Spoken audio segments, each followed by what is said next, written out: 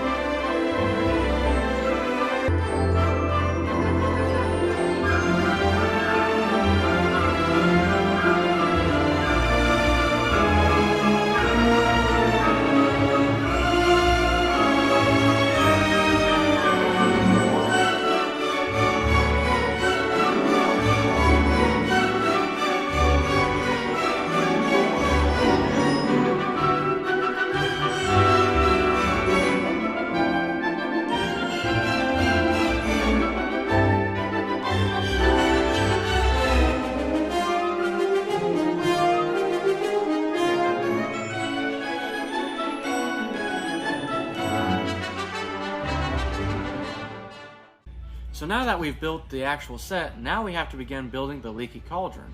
Okay guys, so as you can see, we have a really bad sketch of the Leaky Cauldron here and an extra base plate to actually build the Leaky Cauldron on. You may be wondering, Brayden, that doesn't take up this entire thing, and you would be correct. What I will actually be doing that I did not demonstrate in this rough draft here is that I'm actually also going to be adding just probably right here, the actual alleyway that they come into Diagon Alley with.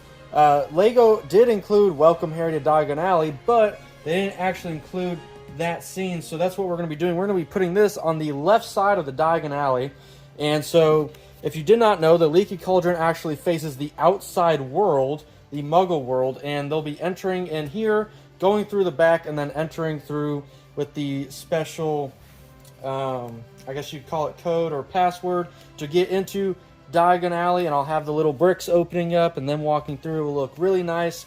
So the Leaky Cauldron, I'm going to go ahead and put up a few examples on the screen of what it looks like. As you can see, it's obviously like a cavern or a restaurant, if you will. And so I'm going to be making an interior, but I really want to make sure I'm focusing on the exterior. I've built this set now. I got a good idea of some techniques that I can use that will actually kind of make it look like it fits in more with the Lego set rather than being a really like over exemplified version of a mock, you know, so I want it to fit in with the set. Okay guys, so I wanted to make the sign for the Leaky Cauldron, so I went to Photoshop here. I found an image online of the logo, and I went and bought some sticker paper here and printed it out. So I'm gonna use this because I don't really have any other pieces to really do this. I'm gonna cut this out and then double side it on this. So let's go ahead and see what that looks like. And then here is the final result. Let's get into the build.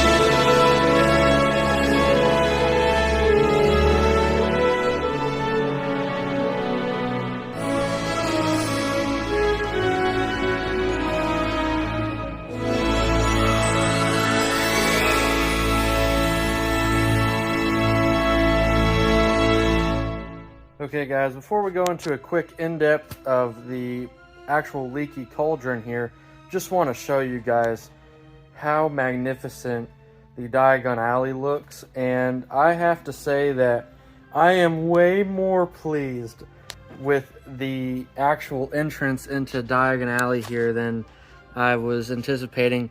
The kind of angles and the shots that you can get when you have this kind of, like, I guess just starting point of the build and having this wall that kind of separates Diagon alley from the actual real world, it kind of adds more of an emphasis on the actual magical part of the world. I feel like separating it from the real world there and them just entering in. I got some really nice shots there, and man, John Williams can definitely put together some music, right? But there you go. Look at how great this looks. Let's go ahead and get into a quick in-depth on the actual Leaky Cauldron. Okay, and here is the Leaky Cauldron and the entrance into Diagon alley. Now, I want to go ahead and straight up address the solid black look of the Leaky Cauldron. This was a creative liberty that I personally took because I liked it more. My artistic side of me went from the real world is usually more negative and black and, you know, doesn't have all the magical features that the actual world of Harry Potter does.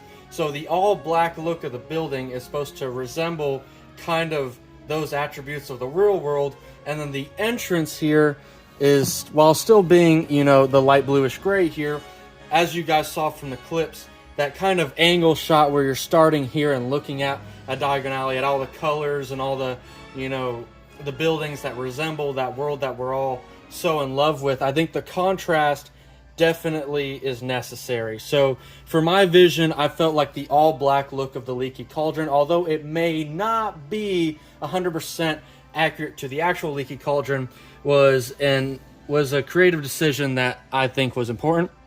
On second notes, I think that the Leaky Cauldron sign is just a little big, but I still think it stands out, and you know, it still grabs your attention, which is what I was going for. I also took a little bit more creative liberties on the roof. I kind of liked that design a little bit more. I was messing around with some, and then I added a little chimney thing. I don't think there's a chimney on the Leaky Cauldron. I just noticed that there were other chimneys on the other buildings, so I thought it looked good. Also, the door. The door was probably the hardest part. Let me take y'all off here. The door is probably the hardest part to design. I think I finally got a design that I was really happy with. It's so hard to design doors that are angled when you don't have a lot of the pieces that in your head you're going, okay, I'll use this, this, and this, and then you realize, wait, I don't have those pieces. So then that's where the real creativity starts, I think. Sorry for the weird cut, guys. I dropped my phone. So let's go ahead and discuss the interior here. So admittedly, there was a lot of different inspirations for the interior here, and I started to get really confused with the different scenes I was seeing and the different you know, and you look at Universal Studios and the way it looks there. So I kind of went for a Prisoner of Azkaban look while kind of recreating the scene from the Sorcerer's Stone.